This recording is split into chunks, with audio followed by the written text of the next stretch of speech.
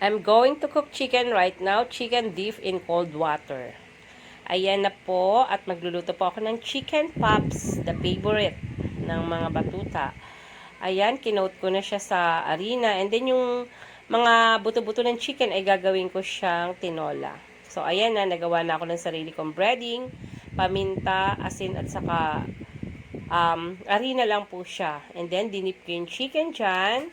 Kinote ko siya. Kinote ko si chicken, then after that, ay inilubog ko po sa malamig na tubig. And after that, na mailubog ko sa malamig na tubig, kinote ko again, at idinip ko muna siya sa egg, then pinagulong ko ulit sa harina bago ko siya ipiprito.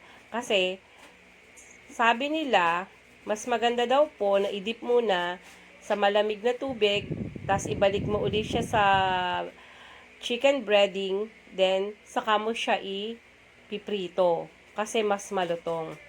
And now, ayan, piniprito ko na siya. So, malalaman natin kung talagang malutong nga siya. So, ayan, piniprito ko na siya. Then, after that, nagisa din ako ng sibuyas, bawang at luya para naman dun sa tinolang buto-buto lang.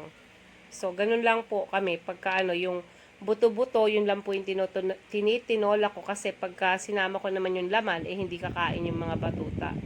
Yan po yung halo ng tinola, malunggay. So, hinimay-himay ko na rin si malunggay.